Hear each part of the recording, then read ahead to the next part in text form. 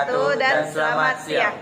Kami dari kelompok 1, perkenalkan, nama saya Andi Iksan Makatutu dengan NIM 2414011013. Perkenalkan, saya Nadia Akila dengan NIM 2414011001. Perkenalkan, nama saya Agustinus Tombolong dengan NIM 2414011003. Kami dari Universitas Indonesia Timur, Fakultas Ilmu Komputer dengan Prodi Teknik Informatika akan membawakan penjelasan tentang sistem input-output, yang dimana sistem input-output terbagi atas 3 poin, yaitu mendefinisikan sistem input-output dan fungsinya, kedua jenis-jenis sistem input-output dan fungsinya, ketiga manajemen sistem input-output. Baiklah, langsung saja ke penjelasannya. Baiklah, saya akan menjelaskan definisi dari sistem input-output, di mana kita ketahui input adalah data atau informasi yang diberikan kepada sistem untuk diproses, sedangkan output adalah hasil atau informasi yang dihasilkan oleh sistem setelah melakukan proses.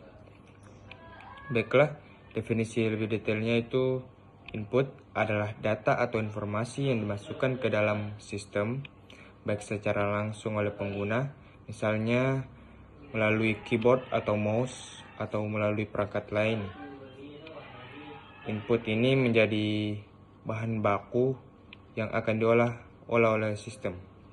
Sedangkan output, hasil dari proses yang dilakukan oleh sistem.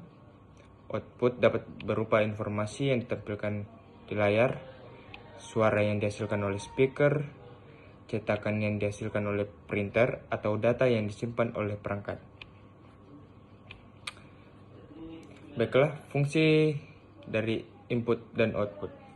Input memungkinkan pengguna untuk berinteraksi dengan sistem dan memberikan instruksi atau data, menyediakan data yang akan diolah oleh sistem untuk menghasilkan informasi yang dibutuhkan, mempercepat proses pengolahan data dengan menyediakan data secara otomatis dari perangkat lain. Sedangkan fungsi dari output menyajikan hasil proses kepada pengguna dalam bentuk yang mudah dimengerti, memungkinkan pengguna untuk melihat, mendengarkan, atau mencetak hasil yang telah diproses, memungkinkan sistem untuk berinteraksi dengan lingkungan eksternal dan memberikan informasi. Contohnya itu seperti ketika Anda mengetik di keyboard input, komputer akan membaca data yang Anda ketik dan memprosesnya. Setelah data diproses, hasilnya akan ditampilkan oleh sistem. Mungkin hanya itulah yang dapat saya sampaikan. Poin yang lainnya mungkin bisa dijelaskan oleh teman saya. Terima kasih.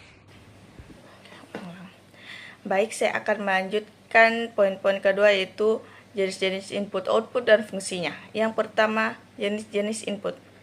Keyboard berfungsi untuk memasukkan data teks, perintah, dan kontrol. Mouse berfungsi untuk mengontrol kursor dan memilih objek di layar. Touchscreen berfungsi untuk memungkinkan input langsung melalui sentuhan. Scanner berfungsi untuk mengubah dokumen fisik menjadi data digital. Mikrofon berfungsi untuk merekam suara sebagai input audio. Yang kedua yaitu jenis output dan fungsinya. Monitor display berfungsi untuk menampilkan teks, gambar, dan video kepada pengguna. Printer berfungsi untuk mencetak dokumen atau gambar dari format digital ke media fisik. Speaker berfungsi untuk mengeluarkan suara, musik, atau sinyal audio lainnya. Proyektor berfungsi untuk menampilkan tampilan layar ke permukaan besar untuk presentasi. LED lampu indikator berfungsi untuk menunjukkan status tertentu, misalnya power on, charging, dan lain-lain. Sekian, terima kasih.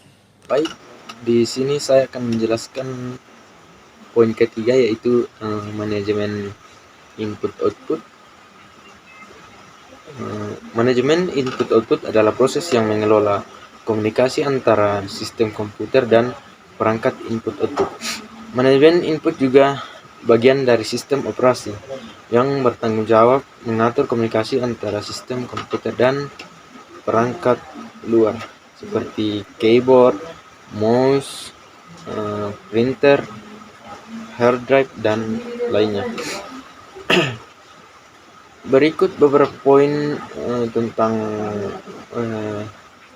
manajemen input-output, yaitu yang pertama, fungsi utama manajemen itu mengontrol perangkat input-output, mengatur dan mengelola interaksi antara CPU dan perangkat input-output, menyediakan abstraksi.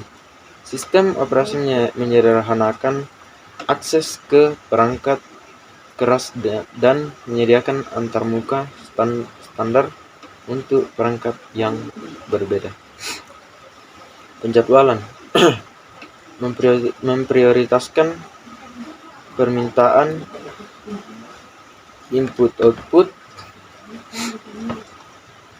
agar efisien dan adil. Penanganan interupsi. Ketika perangkat selesai membaca, menulis data, ia mengirim sinyal atau instruksi ke CPU. Buffering dan caching, yaitu buffering atau menyimpan sementara data yang sedang ditransfer. Kemudian caching menyediakan data yang sering digunakan agar akses lebih cepat.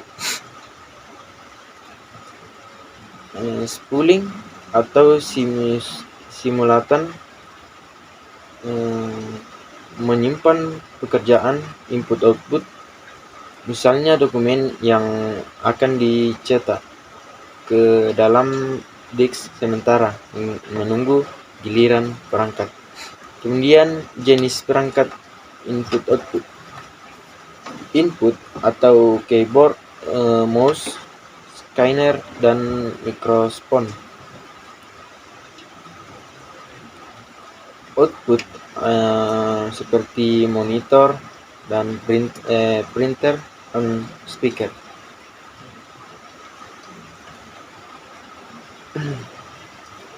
Mungkin itu saja yang bisa saya jelaskan secara singkat. Sekian dan terima kasih. Itulah penjelasan dari kelompok kami. Kami kelompok 1 mengucapkan terima kasih dan undur diri. Jangan lupa like, comment, share, and subscribe. Salam teknik, salam teknologi.